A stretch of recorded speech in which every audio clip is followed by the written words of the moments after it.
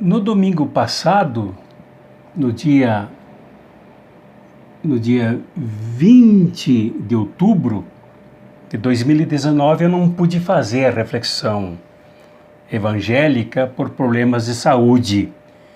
Mas eu gostaria de meditar um pouquinho sobre este evangelho, que é de São Lucas, no capítulo 18, do versículo 1 ao versículo 8, porque ele é de uma espiritualidade significativa para nós hoje, nesse contexto de crise que nós vivemos no mundo e acentuadamente aqui na América Latina.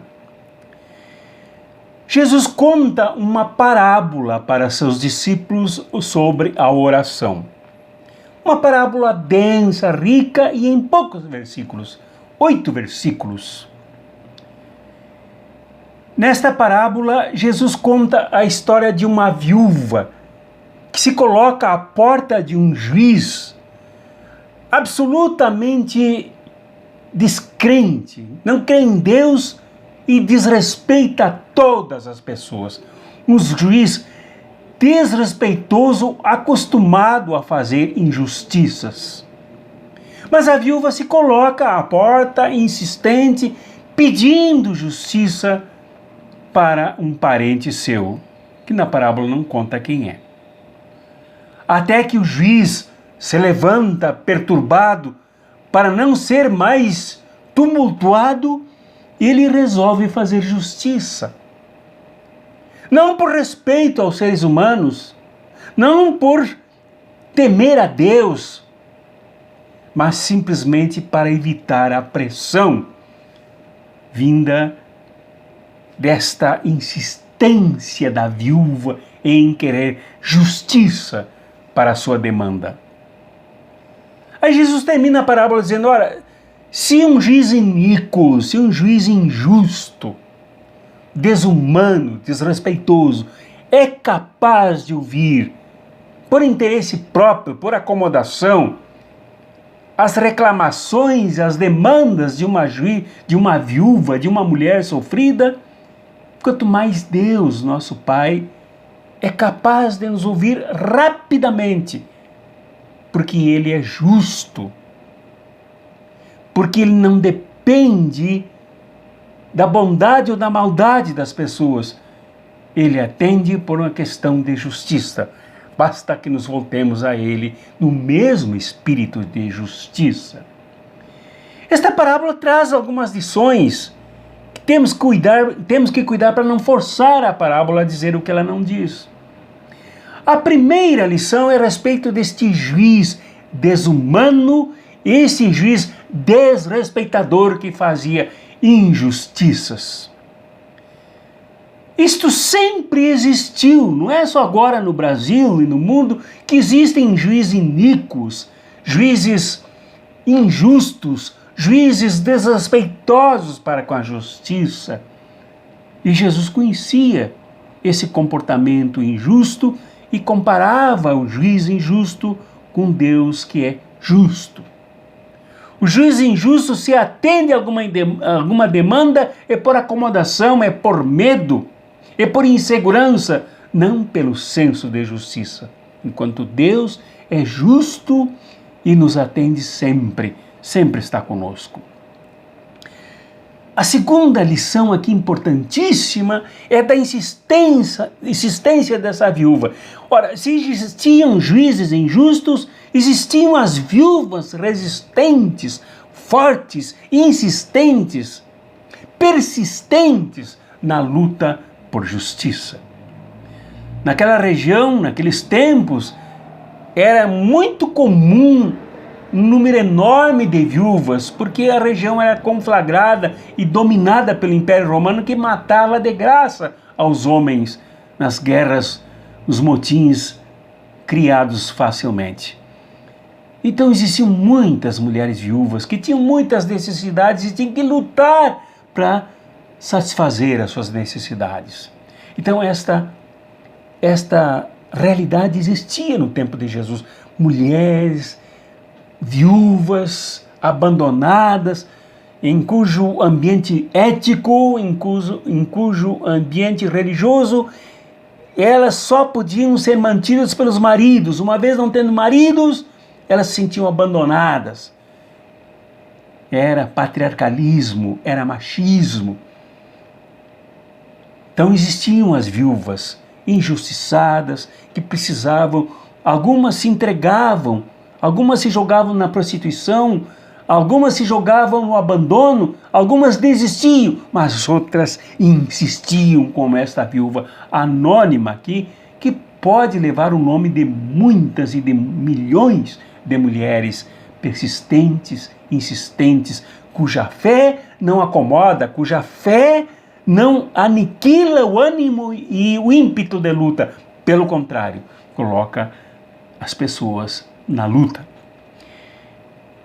E também porque havia muitas mulheres no Velho Testamento que São Lucas, que narra esta parábola, conhecia muito bem, porque ele era discípulo de Paulo, e São Paulo era um estudioso profundo do Velho Testamento. Ele chegou a ser fariseu e entendia de Velho Testamento. Havia muitas mulheres heroínas e eu menciono uma aqui. A Resta. Em 2 Samuel, no capítulo 21, no versículo 10 e seguintes, uma mulher que era concubina de Saul. Saul foi morto, foi assassinado num confronto de guerra. E ela se sentiu abandonada. Depois os filhos de Saul foram também assassinados. E os filhos dela também assassinados. Os comentários até informam que o próprio Davi, que era o rei, mandou matar os filhos dela. E o que ela fez? No momento em que eles foram assassinados, eles foram jogados num precipício, num abismo, entre as pedras, na beirada de um caminho, de uma estrada que por ali cruzava.